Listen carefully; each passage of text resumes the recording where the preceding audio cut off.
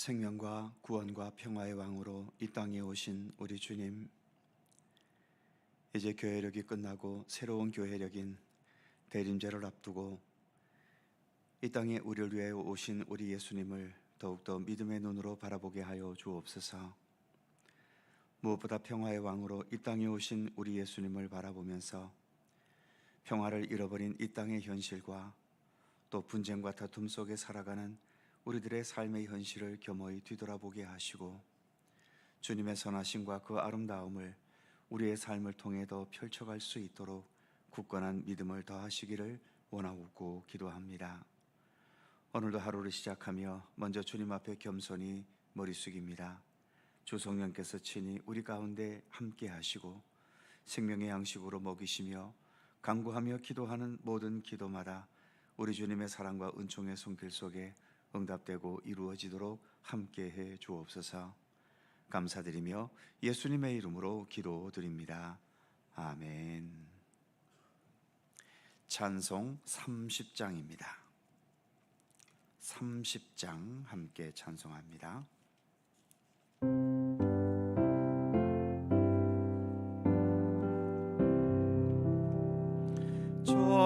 전능하고 놀라우신 나의 주님 구세주, 거룩하신 은혜의 왕 주를 경배합니다.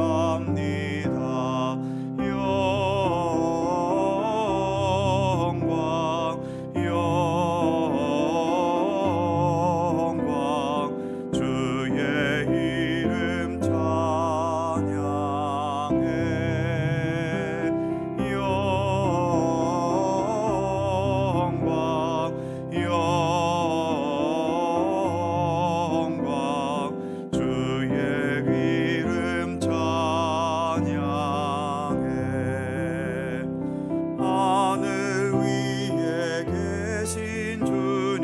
참된 빛이 되시니 이 세상의 모든 나라 주께 영광 돌리네.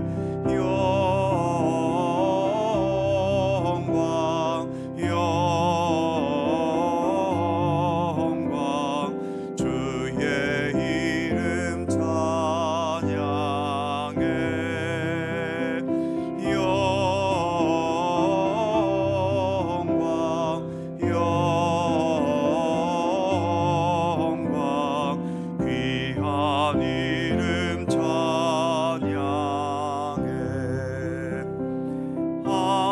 하늘나라 보좌에서 죄악 많은 세상에 우리 구원하시려고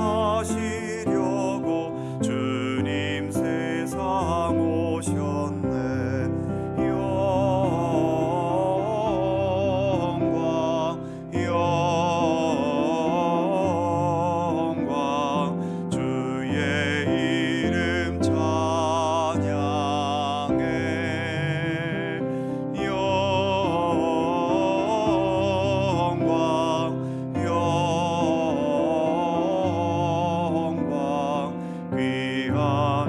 이름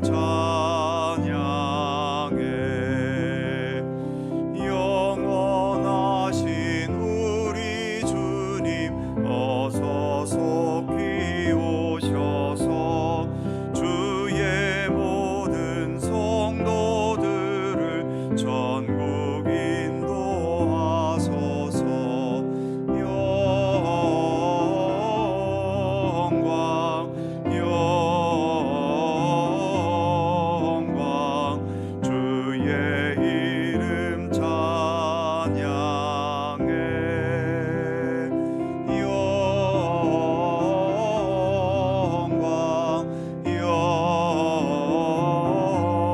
영광 귀한 이름 찬양해. 아멘.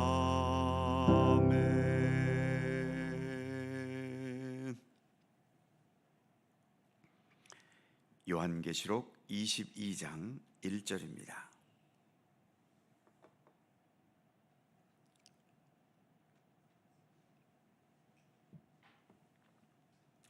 요한계시록 22장 1절에서 5절까지의 말씀입니다. 다 함께 한 목소리로 봉독하지요. 또 그가 수정같이 맑은 생명수의 강을 내게 보이니 하나님과 및 어린 양의 보호자로부터 나와서 길 가운데로 흐르더라. 강 좌우에 생명나무가 있어 12가지 열매를 맺되 달마다 그 열매를 맺고 그 나무 잎사귀들은 만국을 치료하기 위하여 있더라. 다시 저주가 없으며 하나님과 그 어린 양의 보호자가 그 가운데 있으리니 그의 종들이 그를 섬기며 그의 얼굴을 볼 터이요 그의 이름도 그들의 이마에 있으리라. 다시 밤이 없겠고 등불과 햇빛이 쓸데없으니 이는 주 하나님이 그들에게 빛이심이라. 그들이 세세토록 왕노릇 하리로다. 아멘. 이제 요한계시록의 마지막 장에 이르렀습니다. 오늘의 본문은 마치 창세기에 나오는 에덴 동산을 보는 것 같죠. 창세기 2장에 의하면 에덴 동산에서 발원해서 4개의 강이 흘러가고 있다고 말씀했는데 오늘 본문 1절은 이렇게 말씀하지요. 또 그가 수정같이 맑은 생명수의 강을 내게 보이니 하나님과 및 어린 양 보호자로부터 나와서 2절 길 가운데로 흐르더라. 이 강은 생명수 강이라고 1절에서 말하고 있습니다. 생명 자체가 충만하게 흐르고 있다는 것을 말해주고 있는 거죠. 이 생명수 강으로 인해서 2절 중반부에 보면 강 좌우에 생명나무가 있어 12가지 열매를 맺되 달마다 그 열매를 맺고 그 나무 잎사귀들은 만국을 치료하기 위하여 있더라.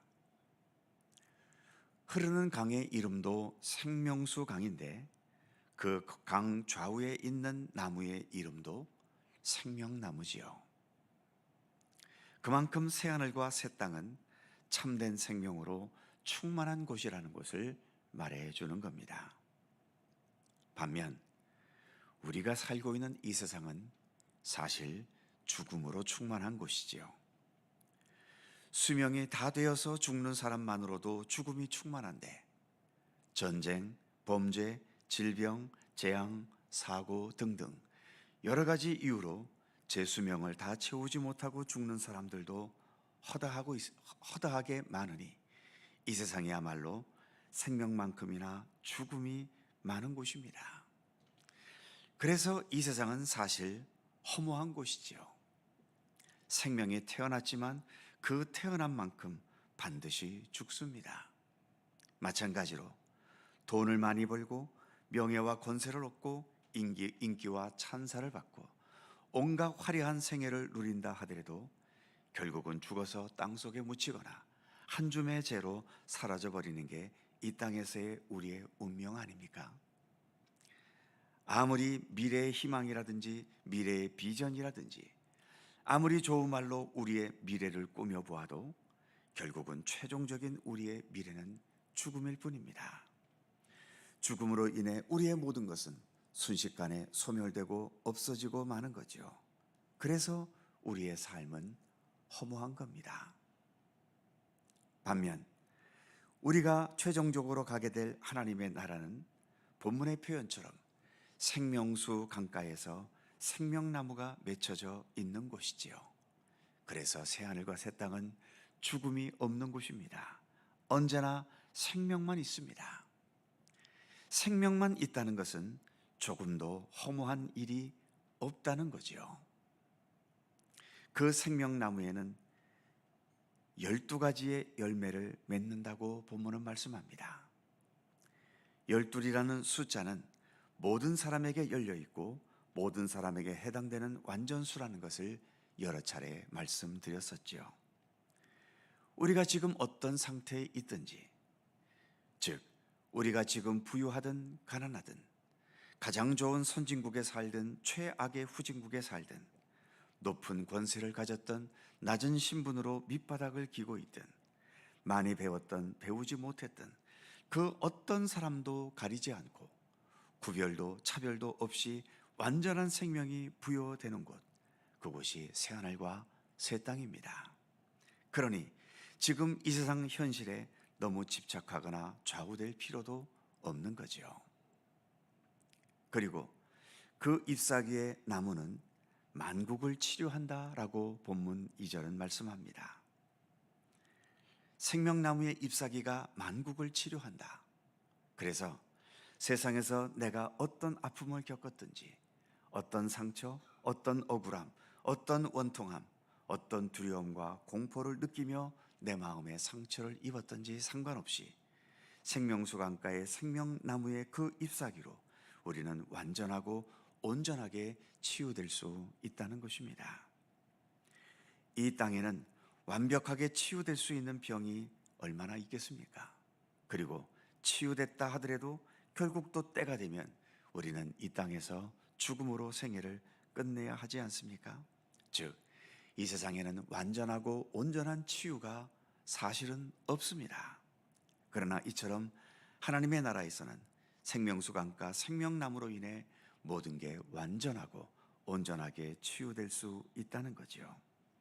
그러니 지금 내가 남보다 좀 더 불리한 조건 속에서 억울하고 원통하게 살고 있다 하더라도 사는 게 힘든 것은 분명하지만 그러나 거기에 너무 집착할 필요까지는 없는 겁니다. 이 잠시 동안의 고통의 시간이 곧 지나가게 될 것이며 그 후에 모든 것을 치유하시는 온전한 생명의 강가로 우리는 나아가게 될 것이기 때문입니다. 3절 말씀을 보면 다시 저주가 없으며 하나님과 그 어린 양의 보좌가 그 가운데 있으리니 그의 종들이 그를 섬길 것이며, 새하늘과 새 땅은 죽음이 없는 곳이니까 당연히 저주라는 것도 없는 곳이지요. 그리고 하나님과 어린 양 예수님을 그의 종들이 섬긴다라고 말씀합니다. 놀랍게도 천국에도 섬김이 있습니다. 천국은 그냥 먹고 놀고 즐기는 곳만은 아닌 거죠. 전능하신 하나님을 향해서 하나님의 피조물 들인 우리들은 천국에서도 여전히 하나님을 섬기고 어린 양이신 예수 그리스도를 섬겨야 합니다.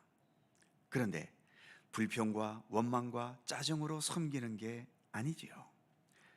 진실한 사랑이 없으면 섬김은 불평과 짜증이 되지만 진실하게 사랑하면 섬김마저도 기쁨이고 즐거움이고 또 보람 아니겠습니까?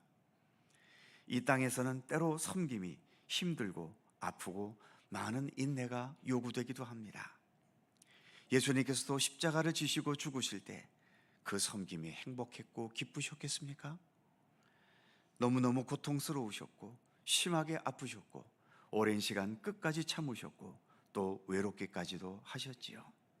그러나 이 땅에서 그렇게 아프고 수고하고 인내하면서 기꺼이 섬김의 길을 간 사람들이 천국에서는 본문의 표현처럼 온전한 기쁨과 감사와 즐거움과 더할 나위 없는 보람으로 하나님을 섬기고 예수 그리스도를 섬기게 될 것입니다.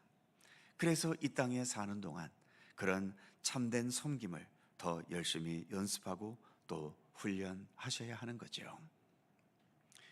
이어지는 4절 말씀을 보면 그의 얼굴을 볼 것이요 그의 이름도 그들의 이마에 있으리라. 우리가 하나님의 얼굴을 보게 되고 하나님의 이름이 우리의 이마에 새겨 있게 된다는 것입니다. 우리가 하나님의 영광에 온전히 참여하고 우리 안에 하나님의 영광으로 가득 차게 된다는 거죠. 우리가 하나님의 피조물인 인간으로서 누릴 수 있는 최고의 영광을 말해주고 있는 겁니다.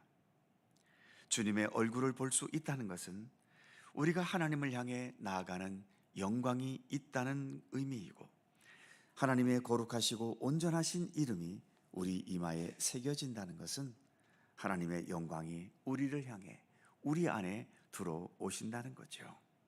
이렇게 우리가 하나님의 영광을 향해 나아가고 하나님의 영광이 우리에게 들어오고, 그래서 하나님의 영광이 나와 온전히 화합되고 하나가 되는 것을 표현해 주고 있는 거죠. 과연 이런 현실이 제대로 상상이 되십니까? 이제 마지막 5절에서 이렇게 정리합니다.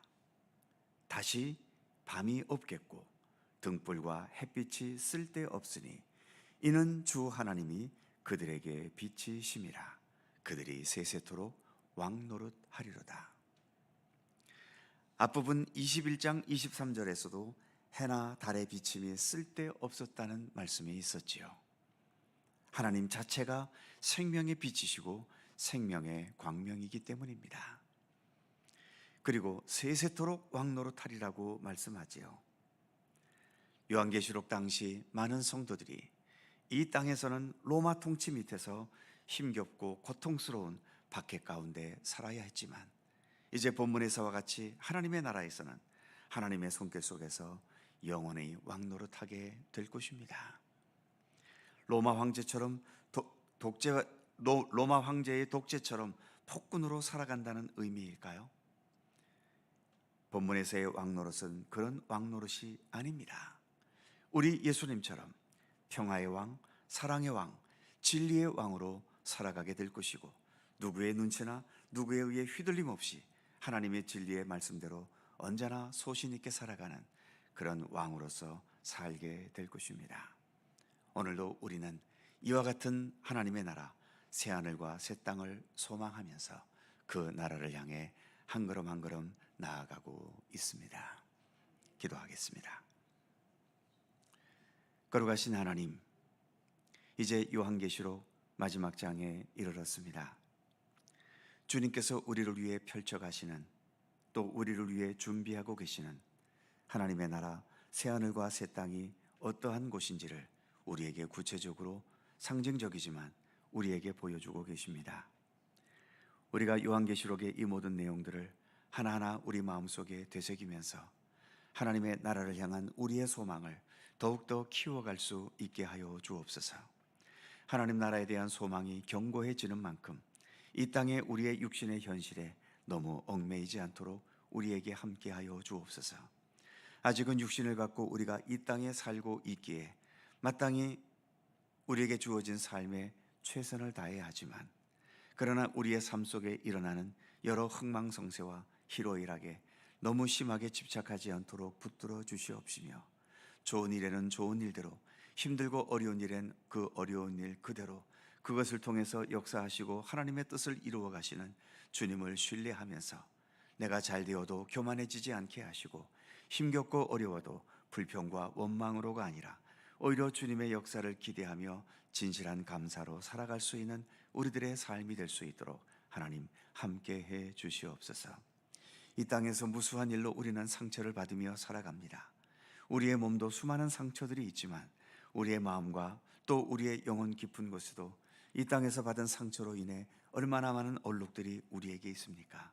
그러나 주님, 이 모든 것들도 생명수 강가에 심겨진 그 생명나무의 잎사귀를 통해 온전히 치유될 것을 말씀해 주셨사오니, 이 땅에서 받은 상처와 아픔으로 너무 우리 마음속에 한이 서리거나 그것이 지워지지 않는 그러한 영원한 상처로 남지 않도록 붙들어 주시고, 주 안에서 온전히 치유되고 회복되고, 그래서 우리의 몸도 마음도 늘 강건한 가운데 살아갈 수 있도록 복을 더하여 주시기를 원하옵고 기도합니다. 오늘도 새날을 우리에게 주셔서 감사합니다. 주님과 함께 이 새벽 동행할 수 있도록 이끌어 주심을 감사드리며, 오늘도 주님께서 주신 귀한 말씀을 마음에 되새기고 주님과 동행하는 귀한 한 날의 삶을 오늘뿐만 아니라 평생토록 살아가도록 우리 가운데 함께하여 주옵소서. 오늘도 간절히 간구하는 모든 기도 하나하나마다 우리 주님께서 일일이 응답하시고 주님의 선하신 손길로 이루어 주시기를 원하오며, 우리 구주 예수 그리스도의 거룩하신 이름으로 기도하옵나이다. 아멘. 하늘에 계신 우리 아버지, 아버지의 이름을 거룩하게 하시며 아버지의 나라가 오게 하시며 아버지의 뜻이 하늘에서와 같이 땅에서도 이루어지게 하소서. 오늘 우리에게 일용할 양식을 주시고 우리가 우리에게 잘못한 사람을 용서하여 준 것 같이 우리 죄를 용서하여 주시고 우리를 시험에 빠지지 않게 하시고 악에서 구하소서. 나라와 권능과 영광이 영원히 아버지의 것입니다. 아멘. 함께 기도하시고 자유롭게 돌아가시겠습니다.